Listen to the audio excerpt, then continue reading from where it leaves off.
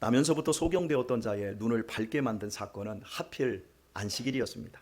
이로 인해 유대교의 지도자들은 눈뜨니에게 예수님을 안식일법을 어긴 죄인으로 고발하라고 압력을 가했지만 그는 끝까지 거부하다가 결국 출교를 당하게 되었습니다. 자신의 눈을 뜨게 한 이는 절대 죄인일 리가 없고 하나님의 선지자라는 믿음이 있었기 때문입니다. 이 같은 출교 소식을 들으신 주님께서는 그를 찾아와 주셨습니다. 당연히 그를 돕기 위해서였습니다. 그렇다면 주님께서 이 사람을 어떻게 도와줘야 될까요? 많은 상금을 줘야 될까요? 안정된 직장을 잡아 주어야 할까요? 대체 이 사람에게 어떤 상이 제일 좋은 상일까요? 그에게 참된 진리의 길, 참된 믿음의 길을 열어주시는 것이 가장 큰 보상이었습니다. 출교당한 자를 찾아오신 주님께서는 단도직입적으로 물으셨습니다. 네가 인자를 믿느냐? 그는 주저없이 대답했습니다. 주여, 그가 누굽니까? 내가 믿고자 합니다. 그는 자신과 같이 연약한 사람의 모습으로 오실 하나님의 아들을 믿을 준비가 되어 있었습니다. 왕자나 고관 대작의 금수저가 아닌 갈릴리 빈민촌의 흙수저인 예수님을 하나님으로 믿을 마음이 준비되어 있었다는 얘기입니다. 이런 그를 향해 주님은 거침없이 말씀하셨습니다. 네가 그를 보았거니와 지금 너와 말하는 자가 그이니라. 그러자 그는 내가 믿나이다 고백하며 주님 앞에 엎드려 경배했다고 말씀합니다. 그는 생명의 구주를 만났고 그분의 제자가 되어 참된 진리, 믿음의 길에 들어서는 은혜를 보상으로 입게 된 것입니다. 오늘 본문에서 꼭 짚어야 할 부분이 있습니다. 네가 그를 보았거니와, 네가 그를 보았거니와 할 때 보았다라는 동사는 과거 완료형입니다. 지금 보고 있는 것이 아닙니다. 이미 전에 보았다라는 의미입니다. 교우 여러분, 생각해 보십시오. 이 사람이 언제 자기 눈으로 예수님을 보았었습니까? 그가 실로암에서 눈을 뜨고 돌아왔을 때 예수님께서는 이미 그 자리를 떠나 계셨습니다. 그는 주님을 오늘에야 자신의 눈으로 처음 보고 있습니다. 그런데 본 적이 없는데 이미 네가 보았었다고 말하고 있는 것일까요? 이것이 오늘 우리가 확인해야 할 부분입니다. 주 안에서 사랑하는 우리 교우 여러분, 믿음은 네 것입니까? 내 것입니까? 믿음은 네 것도 아니고 내 것도 아니고 하나님의 선물입니다. 나를 죄와 죽음에서 구원하시고 영원한 생명을 소유한 하나님의 자녀가 되는 믿음은 인간이 만들거나 인간이 낳을 수가 없습니다. 사람의 지성과 감성과 의지로는 세상 너머에 있는 천국을 실제로 믿을 길이 없습니다. 복음으로 약속되어 있는 모든 영적인 사실은 하나님께서 우리에게 믿음을 선물로 주셔야만 가능한 일입니다. 그래서 에베소서 2장 8절에서 제가 누누이 여러분에게 말씀드리지만 너희가 그 은혜를 인하여 믿음으로 말미암아 구원을 얻었나니 이것이 너희에게서 난 것이 아니요 하나님의 선물이니라, 이렇게 말씀하고 있는 겁니다. 분명하게 믿음은 하나님의 선물입니다. 그리고 이 믿음의 선물은 우리의 마음에 완성체로 들어오지 않습니다. 믿음은 씨로 들어옵니다. 아주 작은 씨로 들어옵니다. 굳이 말하자면 참깨 씨보다도 더 작은 겨자씨 같은 그런 작은 것으로 우리 안에 들어옵니다. 그러므로 자기 내면에 믿음이 들어왔어도 믿음이 있는지조차 자신이 모르는 경우가 허다합니다. 밭에 이른 봄에 씨를 뿌리고 싹이 나기 전까지는 전혀 씨가 보이지 않습니다. 저 밭에 씨를 뿌렸나 안 뿌렸는지도 구분하지 못합니다. 믿음이 내 안에 들어왔는데 씨가 너무 작다 보니까 믿음이 내 안에 있는지 자기가 모를 수 있습니다. 그리고 더욱 어려운 점은 마음의 상태입니다. 마태복음 13장에서 주님께서 마음을 밭으로 설명을 하셨어요. 씨는 좋은 밭에 뿌려야 발아할 수 있고 계속해서 농부가 가꾸어 주어야 자라나고 열매를 맺게 되어집니다. 그냥 뿌렸다고 되는 일이 아닙니다. 하지만 딱딱한 길에 뿌려지고 돌밭이나 가시밭에 뿌려지면 발아도 어렵고 성장도 힘들고 결실도 불가능해집니다. 사람의 마음도 옥토로 기경이 안 되고 계속해서 좋은 말씀을 걸음으로 공급받지 않으면 믿음이 이 안에 뿌려졌어도 생장과 결실이 어려워집니다. 그래서 교회가 중요합니다.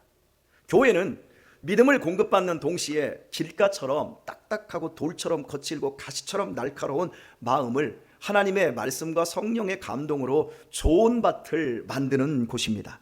주님께서 십자가에서 죽으시고 부활하심으로 복음의 일을 끝마치지 않았고 교회를 세우신 이유가 이것 때문입니다.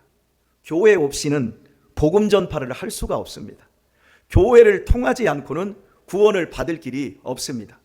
우리들도 교회를 통해 복음을 듣고 구원받지 않았습니까? 이런 이유로 교회는 하나님의 최고의 가치라고 합니다. 그래서 자신 안에 들어와 있는 믿음을 가꾸고 그 믿음을 크게 볼 줄 아는 사람들은 교회를 매우 귀하게 여깁니다. 실제로 보십시오. 믿음 좋은 분들이 교회를 얼마나 사랑하는지 여러분이 경험자이고 또한 보고 있지 않습니까? 하지만 믿음이 안 좋은 사람들일수록 교회 생활이 매우 힘들고요, 교회 생활을 굉장히 소홀히 합니다. 그래서 시간이 지나도 믿음이 전혀 안 자라 있어요. 아예 믿음이 없는 불신자들은 교회를 증오합니다.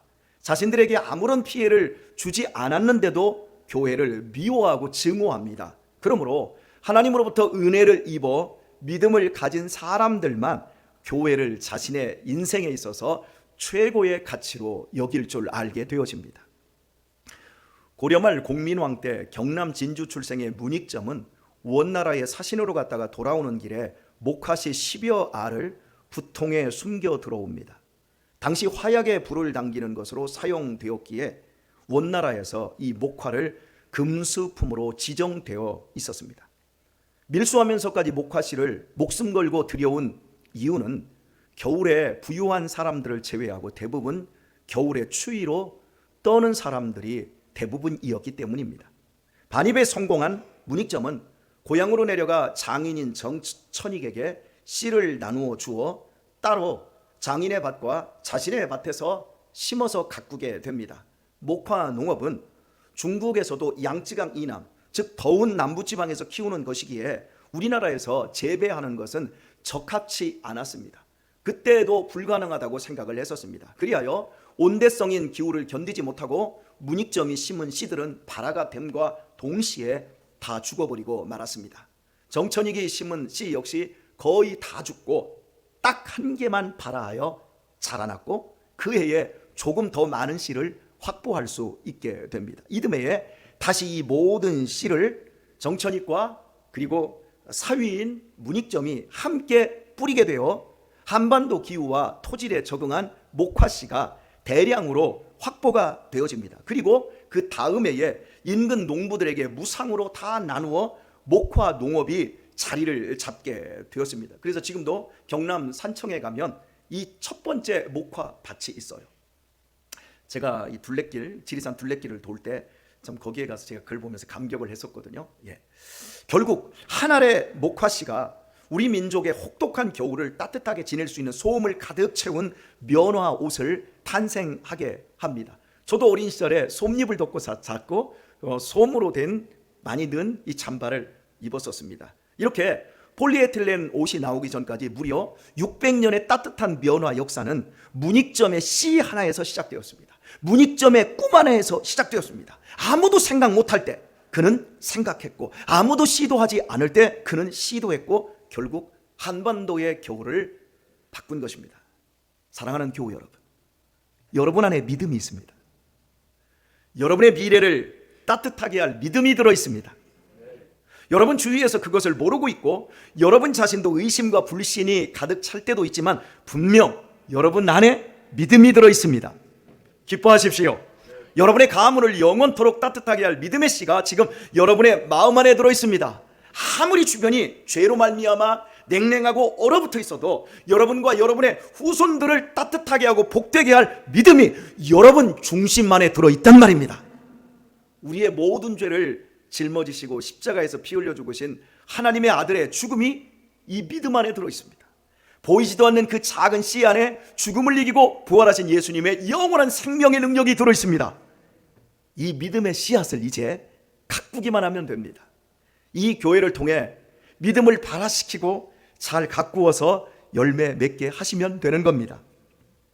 그런데 너무나 슬픈 사실은 교회의 일원이 된 많은 교우들이 이 믿음을 귀히 여기지 않는다라는 것입니다. 그래서 이 믿음을 가꾸지를 않아요. 세상에 돈 버는 거나 가꾸고 세상에서 재밌게 사는 거나 열심히 가꿀 뿐 이 믿음을 가꾸지를 못해요. 그래서 인생과 가정이 따뜻하지를 않아요.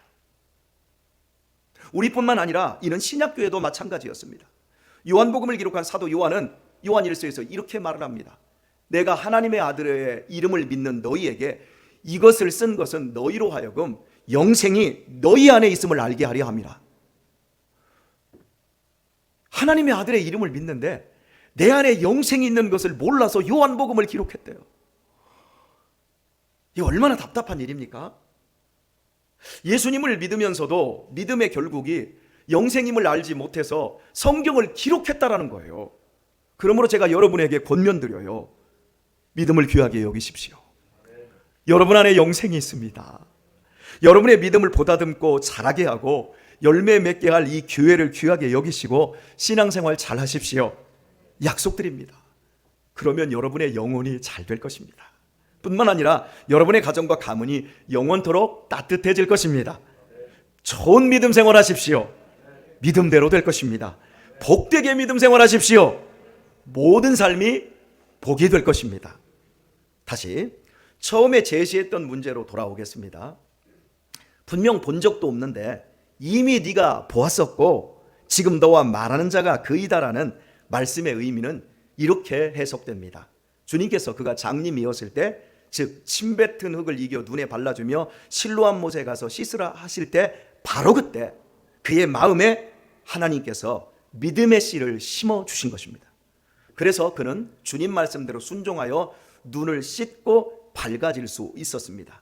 자신의 눈은 비록 육신적으로 감겨 있었지만 예수님의 말씀이 임했을 때 믿음이 그 마음속에 들어왔고 그때 그는 자신을 구원할 하나님의 아들을 본 것입니다. 인간편에서 믿음은 희미하고 작습니다. 어떤 결과를 낳을지 알 수가 없습니다. 의심과 불신도 믿음 속에 섞여 있습니다. 그러나 하나님께서 우리에게 믿음을 주실 때는 이미 엄청난 결과까지 담아서 완벽하게 주신 것입니다. 그러므로 주님께서 네가 믿으면 영광을 본다고 말씀을 하셨고 네 믿음대로 될 것이라고 이렇게 예수님은 선언을 하시는 겁니다. 주 예수를 믿으라 그리하면 너와 네 집이 구원을 얻으리라. 우리에게 있어서 내 가족들이 아직 믿지 않는 분들에게 있어서 주 예수를 믿으라 그리하면 너와 네 집이 구원을 얻으리라. 이 말씀은 소망이잖아요. 그잖아요. 현실은 아니잖아요. 나 혼자 예수님을 믿지만 결국은 온 가족이 예수님을 믿고 하늘 가족이 될 것으로 이 말씀을 소망 가운데 믿습니다. 그저 소망입니다. 비유하면 씨예요. 그리고 자라나야 할 시간과 공간도 필요하고 여기에는 많은 좋은 이벤트, 좋지 않은 이벤트를 거쳐야 합니다. 그러나 하나님께서는 당신이 약속한 말씀을 온 집이 구원을 얻는 결과로 준비해 놓고 이 말씀을 하셨습니다. 그러므로 장님이었을 때 소리로만 예수님을 대했지 보지 못했거든요. 그러나 이미 그는 오늘의 결과까지 준비해 놓고 계신 예수님을 그때 본 것입니다. 인간 편에서 믿음은 보잘것없는 씨지만 하나님 편에서는 완전한 결과입니다. 그래서 믿음이 귀합니다. 참으로 믿어보십시오. 그리하면 나의 작은 믿음은 바램이나 소망이 아니라 결국은 결과라는 것을 알게 될 것입니다. 오늘 세례 받으실 분들에게 물어야 되는데 내가 딱 한 분에게만 여기 지금 저기 오셨네요. 우리 공영복 성도님이 2번 예배 드리시려고 잘 오셔요. 2번. 제가 한번 물어볼게요. 여러분은 예수님을 믿습니까? 그럼 우리 공영복 우리 성도님에게 물을게요. 우리 공영복 성도님은 예수님을 믿습니까? 자신이 없죠? 믿는다고 크게 대답한다고 해서 믿음이 큰 것도 아니고 확실한 것도 아니에요. 확실하게 대답한다고 해서 믿음이 정말 확실히 자리하고 있는 것도 아니에요. 대답을 못한다고 작은 것도 아니에요. 믿음은 씨예요. 그리고 그 믿음은 내 것도 아니에요. 그러니 어떻게 자신 있게 아멘 할 수 있겠습니까? 믿음에 대한 확신과 우렁찬 고백은요, 지옥에 떨어질 이단들이 더 크게 가지고 있어요. 그들이 믿음이 얼마나 큰지 자기 자신 재물을 다 갖다 바치기도 해요. 심지어 믿음이 얼마나 좋은지 자기 낳아준 엄마 아빠 이제는 원수라고 하고 신천지에 빠져서 안 나오는 젊은 놈들이 한두 명이 아닙니다. 믿음이 좋아 보이잖아요. 그 믿음이 좋은 거예요? 따라서 합시다. 미친 거. 참 믿음이 아닐수록 참 믿음인 것처럼 자기의 의지를 바쳐서 부르부르 떨어요. 그런데 여러분이 세례를 받을 때 생각해 보세요. 여러분이 세례를 받기 위해 여기 있었을 때 그때 여러분은 믿음이 큰 게 아니었어요. 그냥 확신도 없는데 그냥 세례를 받는 거예요. 받으라 하니까. 그때 여러분 사실은 엄청난 선물을 내 안에 하나님이 주신 거예요. 제가 오늘처럼 이렇게 표현을 해보겠습니다. 여러분은 이미 예수님을 보았고 지금 그분 앞에 있습니다. 분명히 말하지만 여러분은 여러분의 실력으로 절대 믿게 되었다고 또 여기 있을 사람이 못 됩니다. 한번 확인해 드릴게요. 제일 만만한 우리 이미경 권사님. 우리 이미경 권사님은 정치적으로 보수입니까? 진보입니까? 진보래요. 그럼 언제부터 진보였습니까? 20살 때부터 진보였대. 그럼 앞으로 진보를 바꿀 마음이 있습니까? 있대요. 언제 바꿀 것입니까? 됐습니다. 절대 안 바꿉니다. 제가 저분이 진보에서 보수로 바꾸면 제가 손에 장을 짓습니다. 장을 짓는 정도가 아니라 제가 이곳에서 사퇴를 하겠습니다. 그깟 정치적 색깔이 뭐 그리 중요하다고 자식들과 견해 차이로 담 쏟는 분들이 한두 명이 아닙니다. 내가 지지하는 사람과 당이 아무리 잘못해도 욕은 할망정 그래도 투표 때는 찍어줍니다. 안 바뀝니다. 지난 해방 후 80년 가까운 우리 한국 정치사가 그래왔고 260년 동안 미국도 한 번 공화당은 영원한 공화당이고 한 번 민주당은 영원한 민주당. 프랑스는 1789년 프랑스 혁명 이후에 지금까지 좌파와 우파는 변함없이 좌파와 우파로 있습니다. 안 바뀌어요. 자기를 정치적으로 바꾸는 것이 이렇게 어렵습니다. 정치인들이 자기 실속 챙기려고 당을 바꾸기도 해도 본질적인 마음의 색깔은 안 바뀝니다. 그런데 이보다 더 어려운 변화가 있어요. 훨씬 어려운 변화가 있어요. 그것은 영적 변화예요. 예수님을 믿겠다고 하는 변화는 정말 불가능한 변화인 거예요. 우리 공영복 어르신 마마냐 거기 가 계셔도 여기 지금 와 계신 게 이건 정치적으로 이건 더 어려운 일이라는 얘기예요. 기독교가 나에게 손해를 끼친 적이 없어요. 그런데 예수 믿는 사람들이 싫고 목사는 사기꾼처럼 보입니다.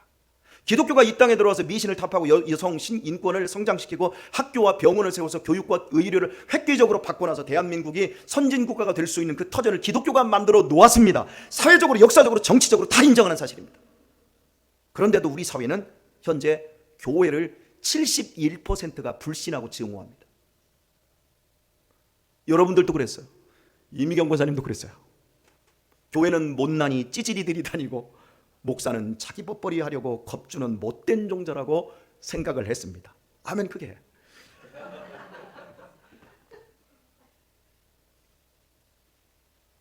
여러분 주위에서 믿는 사람들이 친구가 가족이 교회 가자고 할 때마다 한심하다고 생각하며 비웃었어요. 먼저 믿는 그 가족들이 가자고 애원하고 협박하고 달래도 눈 하나 깜짝하지 않았어요. 도리어 핍박도 했을 것입니다. 공영복 어르신 그치요? 안 그랬어요? 예. 거기까지 안 하셨구나. 네네 됐습니다. 네. 네. 그런데 여러분들이 어떻게 지금 이 자리에 있느냐 말이에요. 여러분이 영적 세계를 본 것도 없어요. 여러분이 예수님을 만난 적도 없어요. 그냥 여러 이유로 어쩌다 여기 끌려 나오게 되고 스스로 실수를 금치 못하면서도 그저 앉았다가 일어났다 눈 감으라고 눈 감았다가 눈 떴다가 그냥 이러고 여러분 있는 거예요. 그런데 어떻게 여기서 오늘 제 손 아래서 세례를 받으셨고 어떻게 그런 고급스러운 직분을 입고 권사님으로 거듭났냔 말이에요. 그래도 똑똑하고 잘난 여자가 어떻게 이런 일이 일어났냔 말이에요. 믿음이 선물로 심령에 심겨진 것이고요. 성령께서 마음을 움직여 주사 말씀을 듣고 동의하게 하시고 결국 그 믿음이 자라나서 나를 삼켜버린 거예요. 그러므로 저는 이렇게 다시 권면드리고 싶어요. 축하드립니다. 여러분은 최고의 선물을 받으신 분들입니다. 오늘부터 세례 받고 또 이 성찬식을 기억하시고 더욱 믿음을 키우십시오. 교회를 사랑하십시오. 믿음의 삶에 최선을 다하십시오. 그리하면 여러분은 믿음의 영광을 결실하게 될 것입니다. 여러분의 믿음대로, 여러분의 믿음 생활 크기대로 될 줄 믿습니다. 이제 오늘 세례와 성찬에 관하여 잠깐 언급한 후 말씀을 정리해 보도록 하겠습니다. 주님께서는 모든 족속을 제자 삼아 아버지와 아들과 성령의 이름으로 세례를 주라고 하셨습니다. 이는 하나님께서 인간의 죄를 씻어주시고 이제부터 주님과 하나가 되는 내용을 담고 있습니다. 그리고 성찬식을 통해 당신의 대속해 주신 죽으심을 당신이 다시 오실 때까지 전하고 이렇게 글 써있지요, 기념하라고 하셨습니다. 즉 십자가에서 찢기신 살과 흘린 피를 떡과 포도주를 통해 상징적으로 보여주고자 한 것입니다. 그래서 이 두 가지를 교회는 반드시 해야 하고 이를 성례식 혹은 성례전이라고 부릅니다. 예수님은 우리의 죄 때문에 죽으셨고 우리가 믿을 때 죄에서 건지시기로 분명히 약속을 하셨습니다. 틀림없는 사실입니다. 예수님의 십자가는 우리의 죄와 저주를 다 가져가 버립니다. 쓰레기차가 악취나는 오물을 가져가듯이 주님의 십자가는 세상의 모든 죄를 다 가져가 버립니다. 제 서재에 제가 오늘 청소기를 들고 들어가서 먼지가 하도 많아서 막 싹 돌렸더니 먼지가 싹 빨려가 버리더라고요. 뽀샤시 해줬어요. 이렇게 우리의 죄를 하나님이 다 빨아가 버린 것이 주님의 십자가입니다. 그리고는 예수님의 부활 생명을 우리에게 주십니다. 이 놀라운 사실을 말씀을 통해 믿고 이해하고 끝날 수도 있지만 주님은 우리가 눈으로 보이도록 세례와 성찬식을 제정해 주신 것입니다. 그래서 세례와 성찬식은 보이는 복음이라고 그럽니다.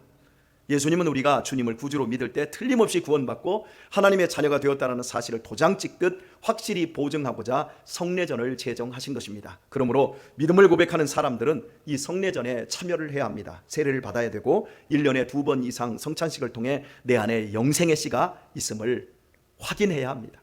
그러므로 세례받는 것은 결혼식과 같고 결혼식은 결혼잔치와 같다고 말할 수도 있겠습니다. 아무리 둘이 좋아 죽을 만큼 사랑하는 남녀도 결혼식을 해야 둘이 아닌 한 몸 된 부부로 인정을 받게 됩니다. 세례는 결혼과 같이 주님과 하나가 되는 겁니다. 완전히 주님께 속한 사람으로 공식화되는 결혼식과 같습니다. 그리고 결혼식이 있으면 반드시 기쁜 잔치가 있고 살아갈 일에 대한 축하를 받기 마련이잖아요. 성찬식은 제삿날이 아니에요. 잔칫날이에요. 주님은 살아나셔서 우리를 구원하셨습니다. 그러므로 주님과 영원히 함께 살 것에 대한 기쁨과 기대로 가득 찬 날입니다. 영원한 하늘나라를 소망하며 저주와 지옥의 심판이 떠난 것에 대해 감격하는 잔칫날인 것입니다. 신실한 부부는 별거 하지 않습니다. 한 집에서 삽니다. 남편이 있는 곳에 아내가 있고 아내가 있는 곳에 남편이 있습니다. 남편이 눕는 옆에 아내가 있고 아내가 앉은 옆자리에 남편이 앉습니다. 이게 신실한 부부입니다. 떨어지지 않습니다. 주님은 천국에 계시기에 나도 천국에 갈 수밖에 없습니다. 주님의 지옥에 가실 수 없기에 나도 지옥 갈 수가 없습니다. 그래서 성찬을 대할 때마다 우리는 주님의 이 사랑을 확인하고 내 믿음을 온전히 고백하며 기뻐하게 되는 것입니다. 그래서 성찬식 때 울더라도 기뻐서 울어야지 얼마나 아프셨을까, 얼마나 힘드셨을까, 감상적인 슬픔 때문에 우는 것은 온전한 신앙이 아닙니다. 기뻐서 우시길 바랍니다. 오늘의 말씀을 맺겠습니다. 이 성례전은 오직 믿음으로만 참여할 수 있습니다. 내 죄된 운명은 끝났고 내 저주를 주님께서 다 가져가셨음을 믿어야 합니다. 그리고 새 사람 되었다고 믿어야 합니다. 성령의 능력이 오늘 여기에 임하고 부활 생명이 임했다고 믿어야 합니다. 믿음대로 됩니다. 오직 믿음대로 될 뿐입니다. 주님께서 약속하신 모든 축복은 우리의 믿음대로만 실행됩니다. 오늘의 성례전을 통해 인간의 이성을 넘는 엄청난 은혜를 주신 하나님의 구원을 찬미하며 우리 안에 있는 구원의 씨앗을 발화시키시고 자라게 하시고 열매 맺는 자리로 나아가길 우리 주 예수님의 이름으로 축원드립니다.